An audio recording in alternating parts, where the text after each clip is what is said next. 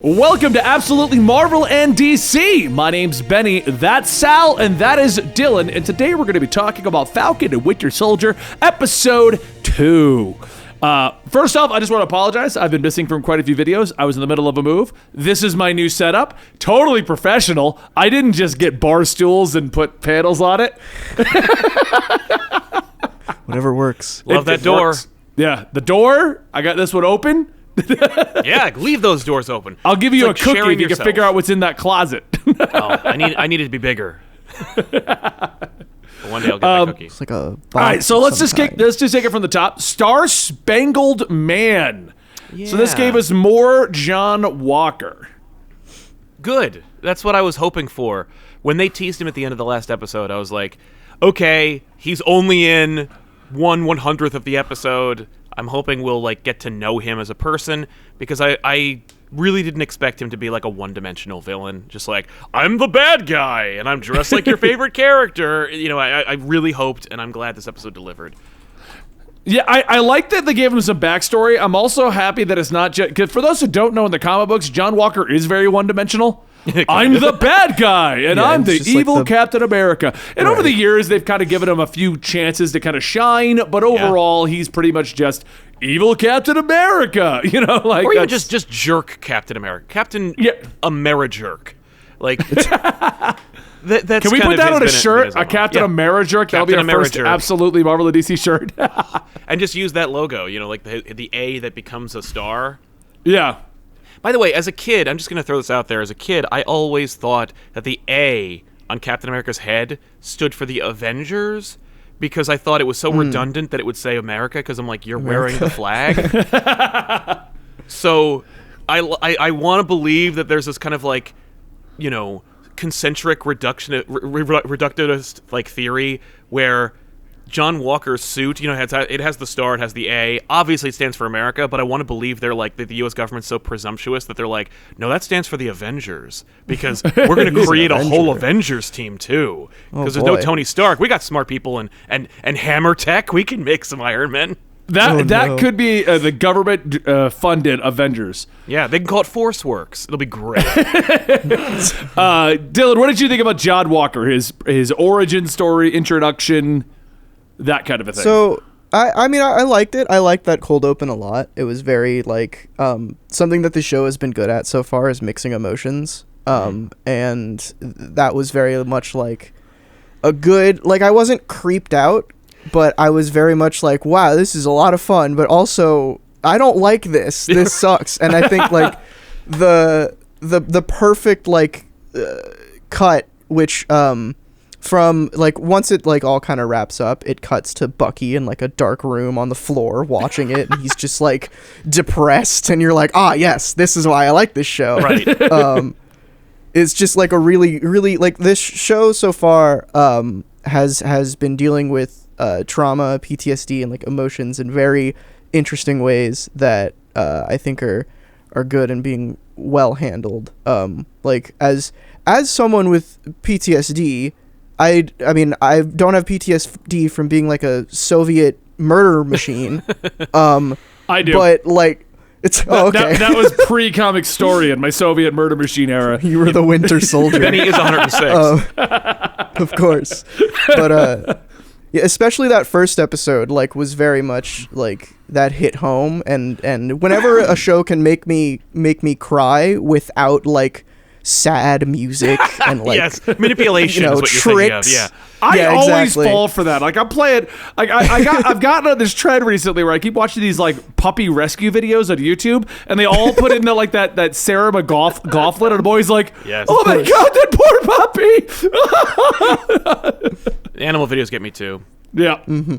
But what all that to say is I liked John Walker's actual introduction. Right. And I do have a little bit of problems with it, which I'm curious what you guys think about this. My main criticisms of the show, especially after episode 2, is that they're kind of rushing certain things. Like what? And I was fine with them rushing John's exposition, where they were just here, exposition time. When the newscaster was like, but do you really know John Walker? It was just very clearly oh, okay.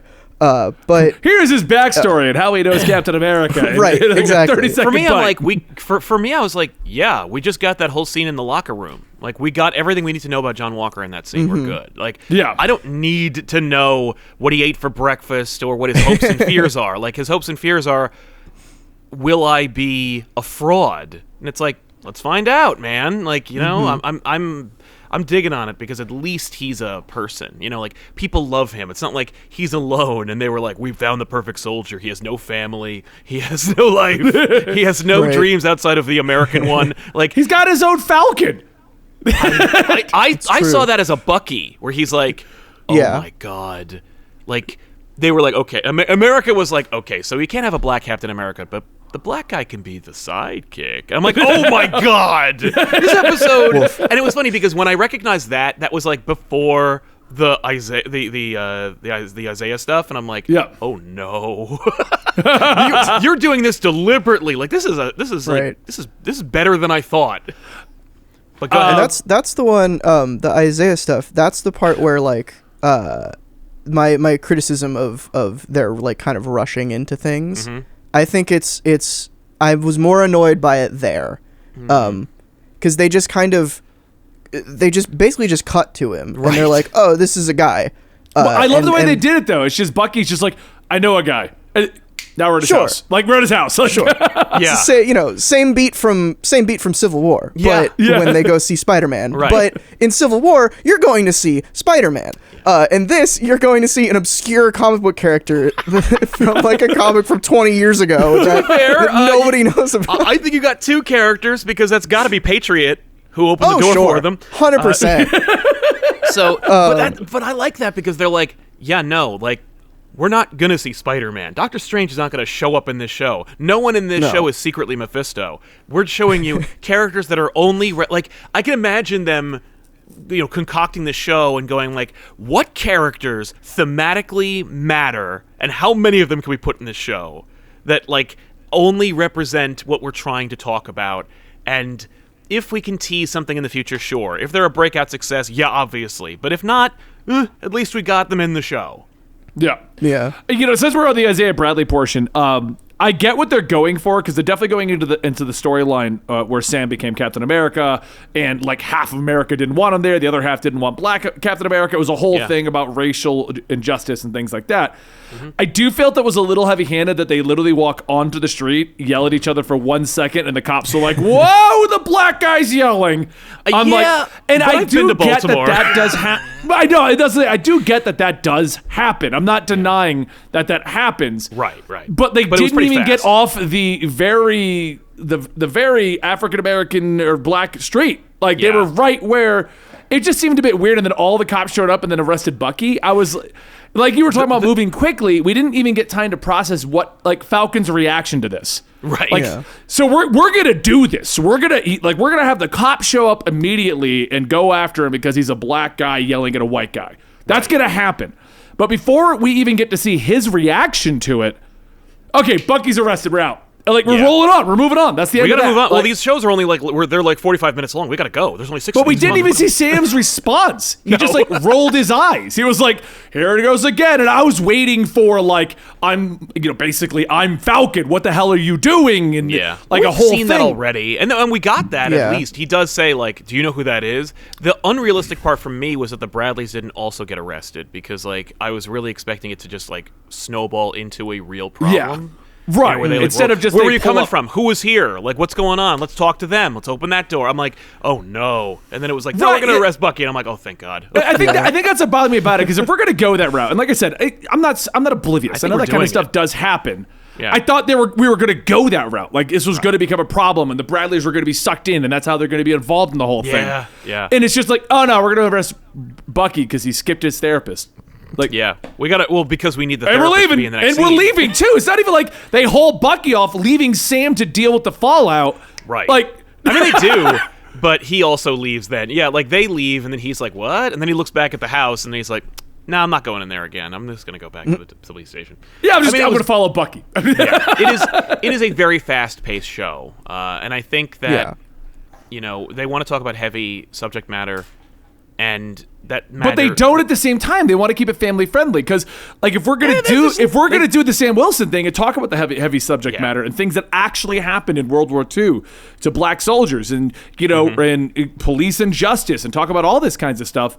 Yeah. But then to immediately just be like, and it's over. Because I'm pretty sure if we're doing this is a realistic show. We're doing it at a realistic level. This isn't WandaVision. We're doing realistic. And we're going to talk about actual racial injustice. Yeah. I'm pretty sure any black person who said that happened to them is not going to be like, yeah, I'm pretty sure they wouldn't have just turned around and left. No. Like, well, they would have arrested both of you. Yeah. Just to be safe. Although I don't think this is the last of the Bradleys, and B, it's about pacing.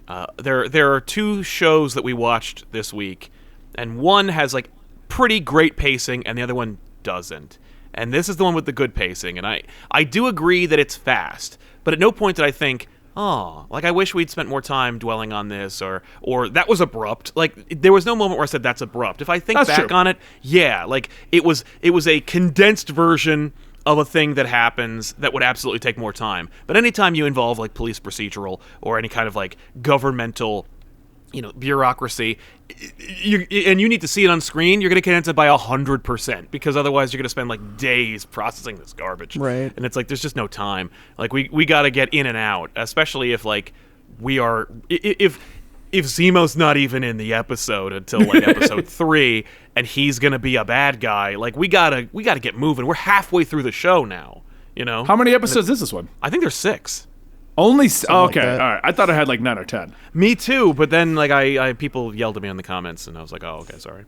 I was just gonna say, but like my problems with Isaiah Bradley's introductions and all of that whole scene is less about the pacing and more about just kind of the lack of context. In an ideal world, my cold open for this episode would have been a flashback scene of Isaiah as Captain America doing something and then getting arrested. Totally. I feel like that would have been a more abrupt, like, whoa, what? That would have been, because it would have given shown us, given context to like the reason that he's in the show is that there are more super soldiers, and show like that. Give more context for the Flag Smashers going into that, and then when you go back to see him, it's like, okay, you don't need to know that he's Isaiah Bradley from the comics, you just know that he's that black Captain America that got arrested from earlier in the TV show that I'm watching. Right. Yeah. And I think that would have cemented it better. So that is where my issue with that lies. And I'm concerned that, especially like with the end where they're just like, we're gonna go see Zemo now. Right. That they're kind of, it's weird because they're relying on context of the MCU, which is fine. I excuse something like this for doing that. Right. And then they'll give context for somebody like John Walker, where like more context than you really even need. And then a character who nobody knows about. Right. I think they're burying the lead with Isaiah. You know what I mean? Like, I think that we're going to get that flashback you're talking about. And I just think... I hope so. And I think because the stinger in the last episode was John Walker, it's like, you need to know who this guy is now. Because he's in the episode 100% more than Isaiah Bradley. Right. And it's like, and I think they're... if you're going to follow the trend, it's like... What we do is we introduce you very briefly to the new character we're introducing, and then the next episode we explain who that character is. But I think we are going to get a really dope flashback to him as Captain America, and I really hope so too, because that book is cool. It is. Yeah. So. It's a fun book, and I think it would be a really fun visual and would provide a lot of... Because like these Captain America movies are... I mean, it's ingrained in the character, right? Like a flashback is a story device that should be used with a Captain America story and has been used a lot. And like this show is clearly just like, let's take Winter Soldier and Civil War, put them in a blender and then see what happens. Yep. And this is a show. Yeah, it's this show. And like I'm totally down for it. Right. I do like what they did with John Walker as we went on through the episode, where he like, okay, he wants to work with them. Okay, just don't get in my way, or we're gonna have problems. Okay, and it's like if you say no to me enough times, I'm gonna give you a hard time. Like, like fair enough. Right. I'll give him credit. He did try. Like, why don't we work together? Like, yeah. I get it. I'm not Steve, but right. But there's always that last line. And I really like that. What did you feel about, like, do you think that they rushed? Because I feel like he's already going towards jerk John Walker. Yeah. You know, which I give it to him. Like, they did shoot him down multiple times. I like that it's more subtle than, like, the thing that I wasn't sure, and I think, Sal, you might have hinted towards this earlier, is that, like, I was worried that he was going to just be his own agent and, like, he would be the B plot for a while until they met up. I'm glad that episode 2, they're there, and they're not immediately antagonistic. They're just, like, you know, we think they're a dick. Right. Because... He's not Steve. We know who John Walker is. Yeah, exactly. And also, it's in the context, like, we're obviously going to be on the side of Steve's legacy and everything. Yeah. So I'm glad that it's not like they're not taking the lazy route of, like, he is Captain America and also he's immediately like a bully. Right. He's doing his best. And also, like, he's a little confrontational. Well, and I get that, and it's like, it's not real, because, like, none of it is, but I like the moment where it's like, I like the realization, for me at least, where it's like, dude, it's an uphill battle. Like, I'm not Captain America. I'm never going to be Captain America. I grew up in a world where there was no Captain America, and then suddenly there was a Captain America, and there was a legacy to live up to, and I know that he gave it to you. Like, Yeah. I know that nobody wants me to be Captain America except my bosses. So, like, that kind of pressure and that kind of scrutiny, it's going to make a dude feel like a jerk. And it's going to make him feel stressed. And and not making him go like, I'm going to go nuke in Jessica Jones on this. Like, right. Which, you know, would have been cool. But I'm happy with this. Like, I like this guy who's just like, I didn't want to say yes, but, like, you know, I'm a good soldier. And it's like, that's cool. Good on you.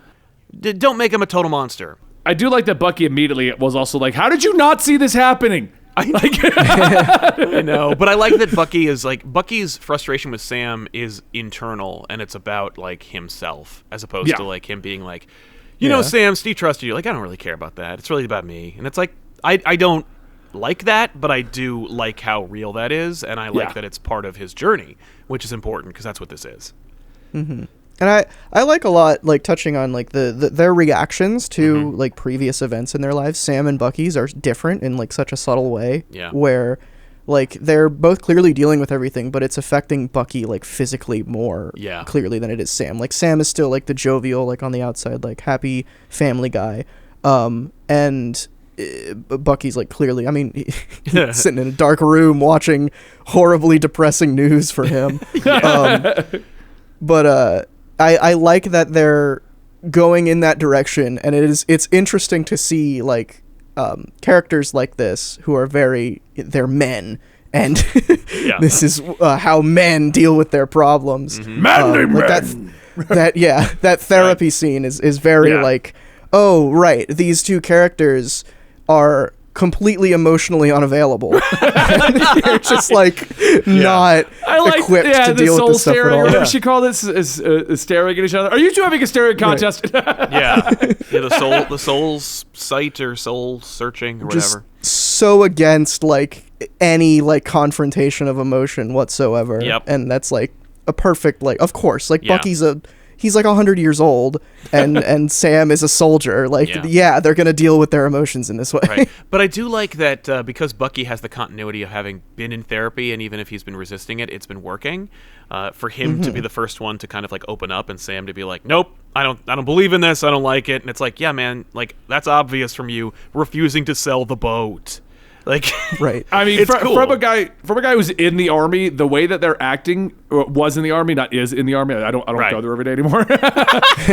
But I mean, that is literally how it is. Like, the manly men, we don't open up. The army's been for years trying to get people to be like, look, it's not weakness to go and talk to somebody, but that doesn't change the fact that it's like, no, like, we don't talk to anyone. It took me years to, like. When I got out of the army, my first reaction was, I hate every civilian because, oh my God, you guys are all weak. It took years for that to, like, open up and be like, okay, people have emotions and they have their own ways of dealing with things, and not everyone's response is to go to war. I mean, yeah. That's cool. I'm digging on this show. I like and yeah, I hear you about the breakneck speed, but I'm also kind of like, but there's only a few episodes, and but like we got to move on, and but every scene is still done tastefully. That's a thing. Like, right. Yeah, I'm not like, oh my god, like they really rushed that Isaiah Bradley sequence, like to the point where it was disrespectful, you know?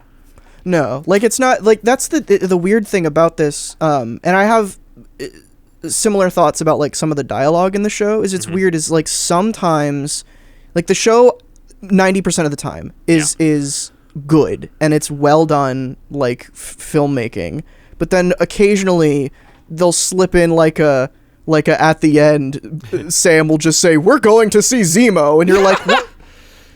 Well, we didn't need to say that. We know. You just cut. It's called like an answer cut. You know what it is? It's like these guys are used to making movies, and they're like, I guess this is the part in the show where I say the thing we're like leading up to. It's like, no. It's like, dude, just make a movie.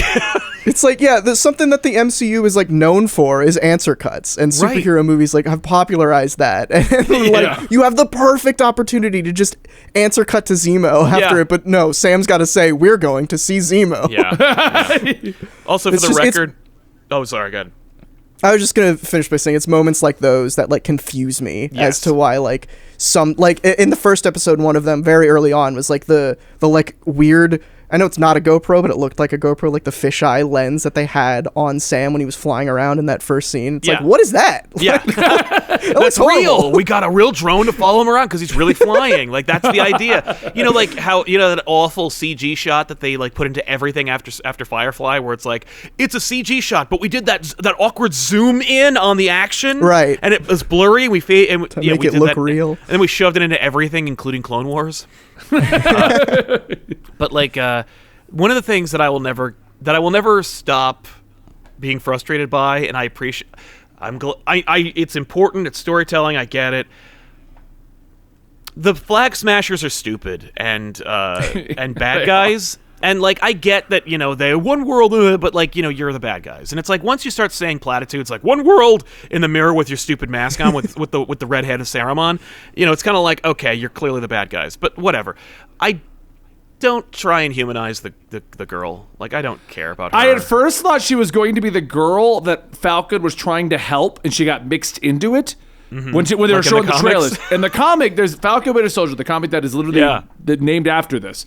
Yep. There is a girl that's how Falcon runs into Bucky. He's looking for her who went missing, and it turns out they're in the same situation. So I thought that's who she was going to be. No, they're trying to humanize the Resistance members. I'm like, now this is just dumb. Would have made far more sense if Falcon got involved because of this. Right, exactly. I just don't care. I think they should take less time humanizing them and maybe explain what the hell they're actually trying to do. Right? Yeah. Like, because they're like, we had a glimpse of it in the blip. I'm like, well, did government stop we existing? Didn't. Like, yeah, exactly. We didn't. We didn't see any of it. We saw a minute of it. We saw Steve.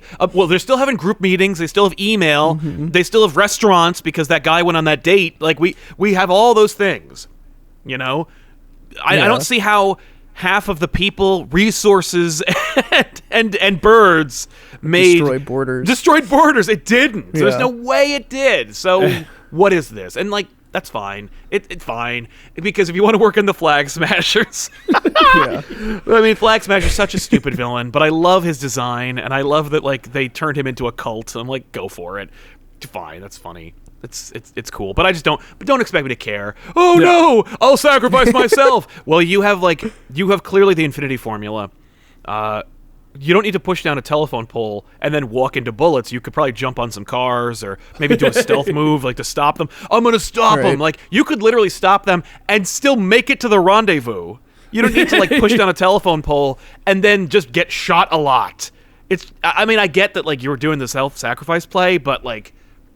A little, we've seen it, you know, and at this point, you know, you're phase 19 in the MCU. Like, how about dropping the "we've seen it" and do that as kind of a joke or like, you know, a circumventing, like, you know, messing with convention.